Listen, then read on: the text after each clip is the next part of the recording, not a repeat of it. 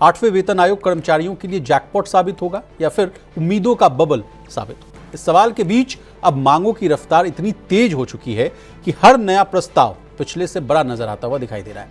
इसी कड़ी में रेलवे के तकनीकी कर्मचारियों के संगठन यानी Indian railway technical supervisors association ने ऐसा दांव चला है जिसने पूरी बहस को जो है नई दिशा दे दी। एक नहीं बल्कि मल्टीपल फिटमेंट फैक्टर्स की मांग।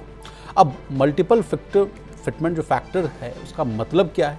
क्या सबके लिए एक जैसा इंक्रीमेंट होगा या अलग अलग जिम्मेवारी होगी, अलग अलग रिस्क होगा और अलग अलग काम होगा तो सैलरी भी अलग अलग होगी? तो चलिए आज इन सारे सवालों का जो है जवाब ढूंढने की कोशिश करते हैं। पूरी चर्चा में शामिल होने के लिए हमारे साथ मौजूद है प्रवीण शर्मा सर। सर, आपका मनी सेंटर में बहुत स्वागत है। धन्यवाद विशाल। तो आज के शो में सबसे पहले बात करेंगे मल्टीपल फिटमेंट फैक्टर्स की मांग को जो है वो डिकोड करने की कोशिश करेंगे। इस जब भी 8वें वेतन आयोग की जितनी भी हम लोगों ने बात की है या डिस्कशन की है, कभी ऐसा नहीं देखने को मिला कि जो है 5 फिटमेंट फैक्टर की बात आई हो।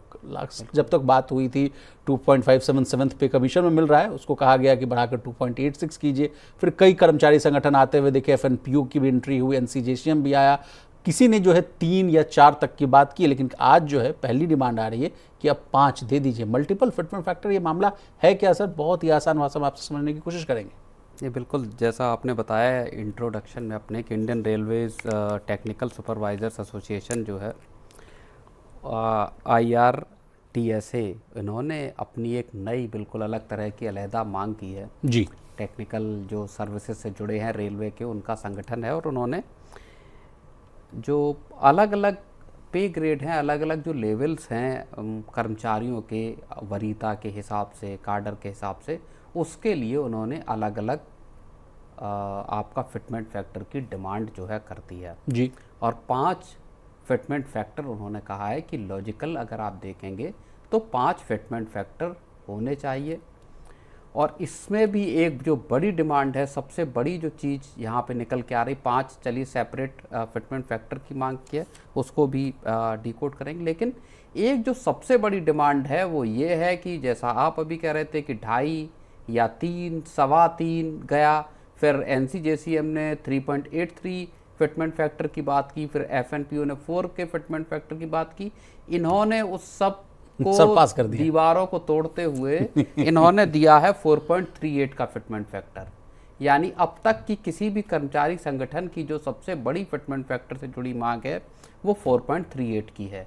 तो अब आप समझिए कि 2.57 से शुरू होके कर्मचारियों की डिमांड जो है वो 4.38 पर पहुंच गई है। तो ये एक बहुत बड़ा यहाँ पे बहुत बड़ी डिमांड है विशाल। चलिए अब लेवल वाइज समझते हैं मामले को। लेवल 1 से लेवल 5 तक के लिए कह रहे हैं कि 2.92 दे दीजिए, लेवल 6 से लेवल 8 वाले को 3.50 और लेवल 9 से 12 के लिए 3.80, 13 से 16 वाले को 4.09 और 17 से 18 जैसा कि सर ने कहा भी कि 4.38। अगर सर इन सारी बातों को मैं समराइज करूं तो मुझे लग रहा है कि जितनी बड़ी पोस्ट होगी उतना बड़ा जो है जंप मिलता हुआ दिखेगा। बिल्कुल, जितनी बड़ी पोस्ट है उतना बड़ा जंप है। और पहली बार जो बिल्कुल इनका जो IRTSA के जो एम्प्लॉयज़ हैं उसमें जो सबसे जूनियर लेवल के जो जूनियर इंजीनियर हैं उसकी सैलरी इस जो डिमांड की गई है फिटमेंट फैक्टर की, उसके हिसाब से आपके जो 35,400 रुपये का मिनिमम वेतन है वो बढ़कर सीधा 1.5 लाख पहुंच जाएगा, 1,57,000। तो यहाँ पर भी अगर आप देखेंगे तो कहाँ बात हो रही थी कि 18,000 रुपये से बढ़ाकर 69,000 रुपये आप कर दीजिए, यहाँ 35,000 रुपये से बढ़ाकर सीधा 1.5 लाख रुपए के पार करने की डिमांड है। नहीं, जब आपसे बातचीत हो रही थी सर तो आप कह भी रहे थे कि क्लास 4th ग्रेड का यानी निचले स्तर के जितने भी जो कर्मचारी हैं निचले लेवल के, उनका जो है मिनिमम सैलरी लाख के आसपास होगा। अब लगता है कि वो वाली बात भी जो है लाख से सीधे 1.5 लाख तक जाती हुई दिख रही है। बिल्कुल, टीचर्स ने भी अपने जो डिमांड की थी, जो शिक्षकों का संगठन है उन्होंने भी बात की थी कि जो पहला एंट्री लेवल का जो शिक्षक हैं उनकी सैलरी बढ़ाकर 1,12,000 रुपये कर दी जाए। तो लेकिन यहाँ जो जूनियर इंजीनियर है रेलवे के, उनकी सैलरी को सीधे बढ़ाकर 35,400 से बढ़ाकर सीधा 1.5 लाख करने की बात है। और जो सबसे हायर बैंड है वहाँ सैलरी 2 लाख रुपए के ऊपर हो जाएगी बेसिक सैलरी। तो ये मुझे लगता है कि कर्मचारियों की तरफ से की गई अब तक की सबसे बड़ी जो है वेज रिवीजन की डिमांड है। चलिए, तो अब इसके अलावा कहा जा रहा है कि हर साल जो है 5% सैलरी जो है इंक्रीज की भी बात, प्रमोशंस पर जो है 2 इंक्रीमेंट के बराबर का जो है सैलरी जंप मिलना चाहिए। इसके अलावा सर टेक्निकल कर्मचारियों के लिए भी कहा गया कि अलग से जो है सैलरी की सिस्टम होनी चाहिए। ओएनजीसी जैसी जो कंपनियां हैं, जो सीपीएसई हैं सर, उस तरह का स्ट्रक्चर चाहिए। कहा जा रहा है कि ज़्यादा रिस्क है। उन्होंने यही बात कही है कि जो 5 फिटमेंट फैक्टर दिए हैं, दरअसल ये इसी आधार पर दिए। उन्होंने कहा है कि साहब जिस तरह ओएनजीसी या पीएसयू जो सीपीएसईज हैं, ठीक है सर, उसमें जिस तरह के 5 पे बैंड हैं, लेवल्स हैं, उसी तरह के जो केंद्र सरकार के रेलवे के जो टेक्निकल कर्मचारी हैं, उनका 5 ग्रेड हो, 5 लेवल हो, और उनके लिए उसी के क्रम में अलग अलग फिटमेंट फैक्टर की बात। चलिए सर, अब आगे बढ़ते हैं। महंगाई भत्ते में बदलाव की बात कही जा रही है सर। कहा जा रहा है कि अलग से जो है आप सीपीआई इंडेक्स बनाइए और उस खर्च में जो है आप किन किन चीज़ों को ऐड करिए भाई। तो इंटरनेट का जो पैसा है उसको इंक्लूड कीजिए, बॉटल बंद जो पानी है उसको इंक्लूड कीजिए, हेल्थ इंश्योरेंस जो है उसको भी ऐड करिए। इसके अलावा डीए का 50% जो है उसको भी सैलरी में मर्ज करने की बात हो रही है। तो ये तो मांग पुरानी है, लेकिन नई वाली जो मांग है सर कि बोतल बंद पानी और इंटरनेट और तमाम खर्चों को जोड़िए।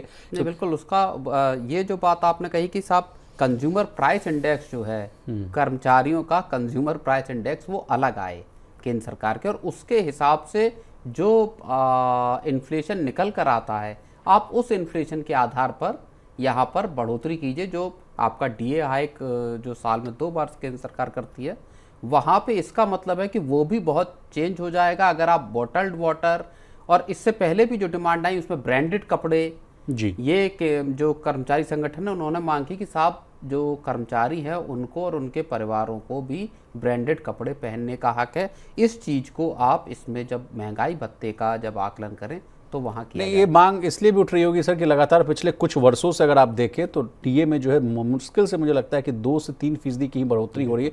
इस वजह से कर्मचारी संगठन चाह रहे हैं कि 10 साल के बाद होता है चेंज, इसलिए ये भी डिमांड को जो है इनकॉर्पोरेट कर लिया जाए। और इसमें जो देखिए, तो आपको क्या लगता है सर, अंतिम सवाल मैं आपसे पूछ रहा हूँ कि सब जितनी जो मांग आ रही है सर फ्रॉम 2.5, और कई ब्यूरोक्रेट से तो मैंने बात की थी 1.92 से वो कहानी की शुरुआत करते हुए दिख रहे थे, फ्रॉम 2 to 5, ये क्या मतलब कहाँ फिजिबिलिटी बैठती है? कहीं इन सब के बीच में बीच का रास्ता आता हुआ दिखेगा? बिल्कुल बीच का ही रास्ता निकलेगा विशाल।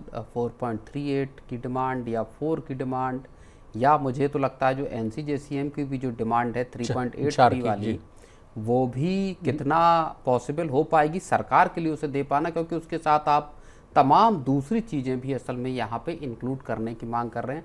तो सरकार के लिए खजाने की स्थिति के हिसाब से क्या सरकार ये दे पाएगी, ये देखना बहुत अहम होगा। और इसके साथ कई जो खबरें आई उसमें ये भी चीज़ आई कि जहाँ तक है ऐसा लग रहा है कि ये 2.57 ही सरकार देगी, जैसा पिछले वेतन आयोग में मिला था। जी, और सर इसी के साथ एक और लफड़ा है सरकार के लिए कि भाई एरियर देना पड़ जाएगा 27-28 तक, जैसा कि आप बता रहे हैं सर। 18 महीने का तो समय खुद जो है आयोग ने लिया है। उसके बाद जो कहा जा रहा है कि 5-6 महीना और 12 महीने के आसपास का समय और लग सकता है।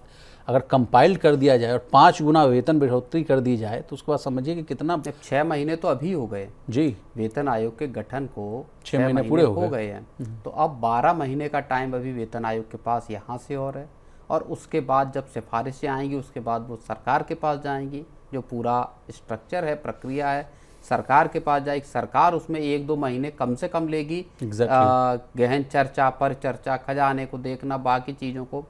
उसके बाद सरकार कोई फैसला लेगी। हो सकता है बहुत सारे सुझाव, बहुत सारे करेक्शन के लिए सरकार इन चीज़ों को वापस वेतन आयोग के पास भेज दे, फिर रिवाइज होकर सरकार के पास आएंगे। जब मंजूरी मिलेगी तो इस सब में जो 2 साल लगेंगे तकरीबन, और उसके बाद जब इसका सरकार को जब देना पड़ेगा 1 जनवरी से, तो जाहिर तौर पर वो रकम बहुत बड़ी।